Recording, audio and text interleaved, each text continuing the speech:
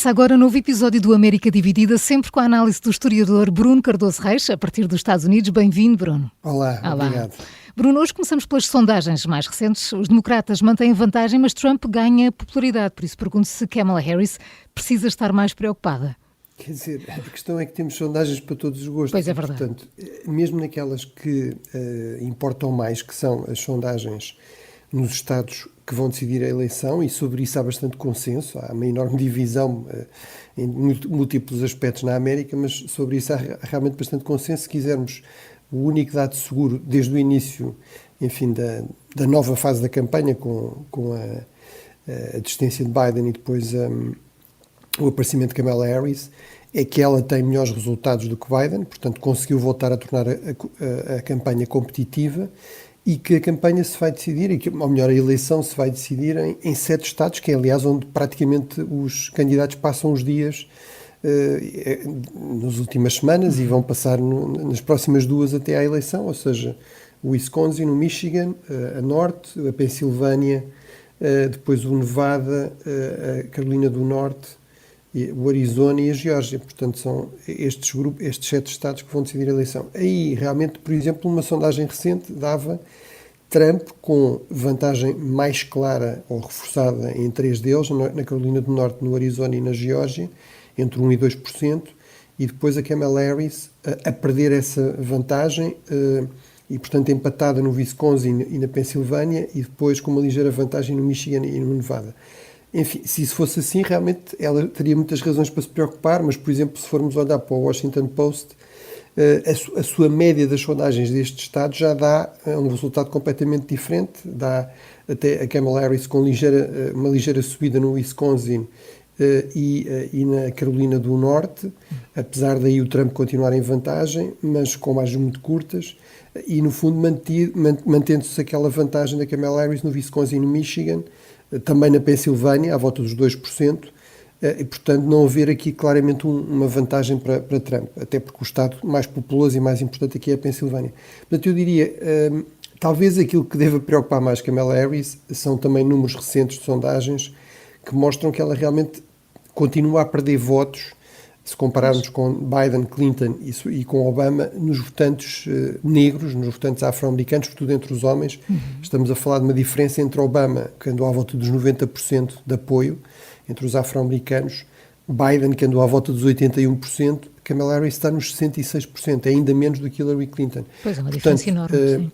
Se isso for assim, realmente é bastante preocupante e, portanto, no fundo, o que ela precisa é tentar compensar isso. Mesmo esta estratégia, por exemplo, de fazer agora atos de campanha durante o dia de hoje com a Liz Cheney, no fundo, com o dia de ontem, não é?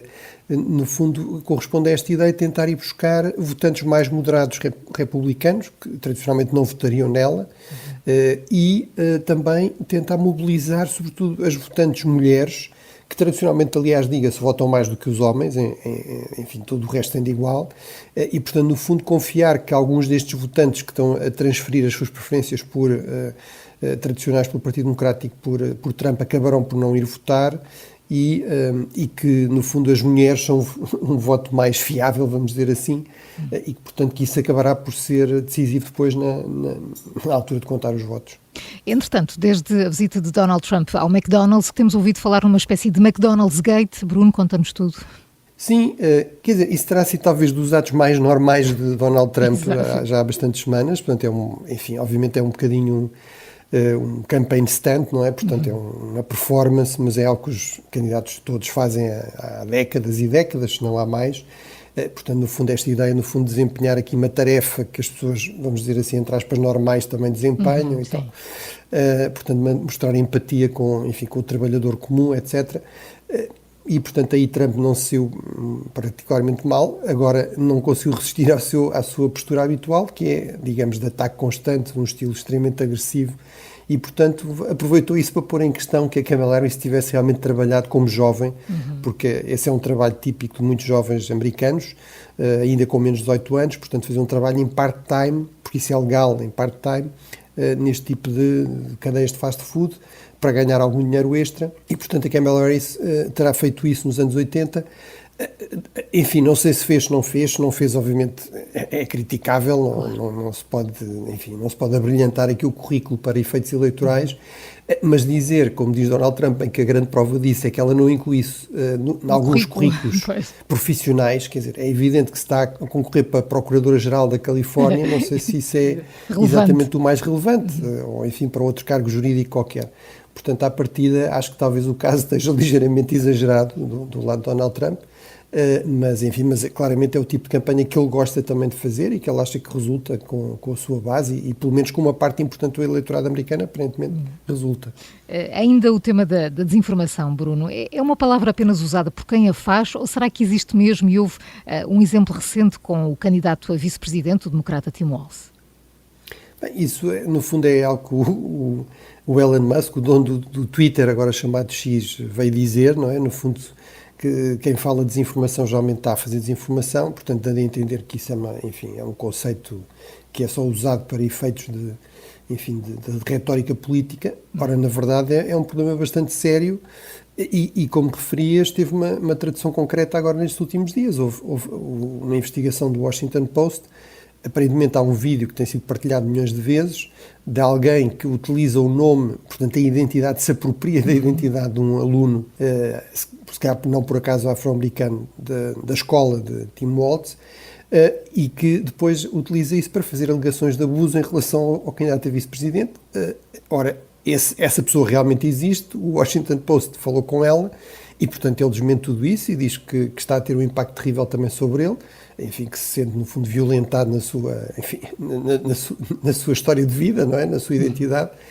E, portanto, esse é um bom exemplo concreto de que realmente a desinformação é um problema bastante real e que muitas vezes, para ser eficaz, pega em pedaços de verdade, não é? Exato. Em coisas que até podem ser comprovadas. Por exemplo, este aluno realmente existe, esta pessoa realmente existe e realmente frequentou aquela escola, para depois criar, digamos, narrativas completamente falsas e que podem ser altamente nocivas para as pessoas envolvidas, não é?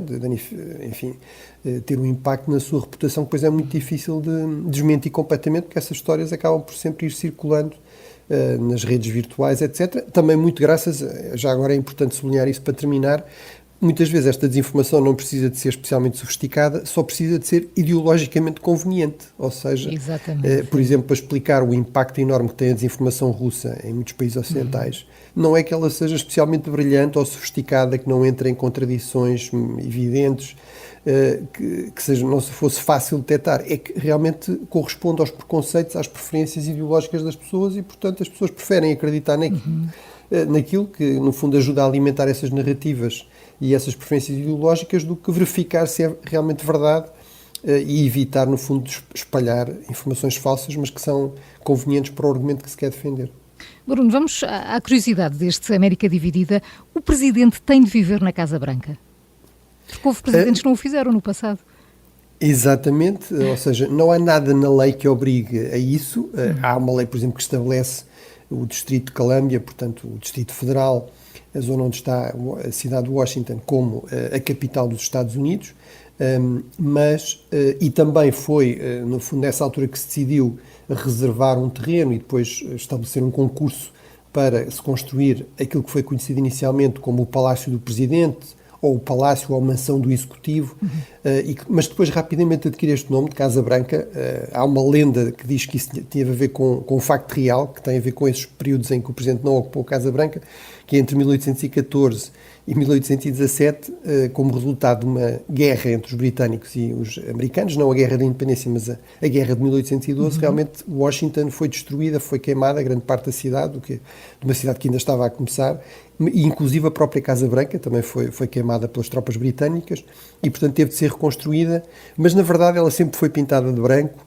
Na verdade é possível documentar que o nome já estava em uso até antes disso, mas realmente, tirando esse período de 1814 a 1817, em que o Presidente ocupou, digamos, uma mansão emprestada das poucas que sobreviveu na cidade, e o período, sobretudo, entre 1889 e 90, portanto, o início mesmo da República Americana, e 1800, ou seja, os 10 anos em que a cidade de Washington e a própria Casa Branca estão a ser construídas, portanto, tirando esses dois períodos, realmente, por regra, o Presidente habita a Casa Branca, habita e trabalha, e uma explicação muito simples para isso é bastante conveniente e é também bastante seguro, e sobretudo nos últimos anos isso tornou-se praticamente obrigatório, ou seja, imagino que os serviços secretos que protegem o Presidente, enfim, o seu pior pesadelo seria a ideia de que o Presidente passaria a viver noutra casa qualquer, noutro sítio qualquer, sempre que sai, enfim, já tem de tomar grandes medidas de proteção e de segurança, mas, portanto, tem esta vantagem prática e também de segurança, que leva a que na prática, de facto,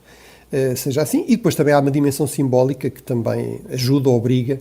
Sabemos que, por exemplo, Donald Trump não gostava particularmente da Casa Branca, que achava que era demasiado pequena e pouco luxuosa, mas, enfim, o que diz bastante também de como ele é um representante do americano comum, não é? Mas realmente, por razões também políticas, acabou por, na prática, estar a grande parte do tempo da presidência na Casa Branca. Bruno Cardoso Reis, a partir dos Estados Unidos, muito obrigada pela análise, Bruno. Bom descanso. Até amanhã. Obrigado. Até amanhã.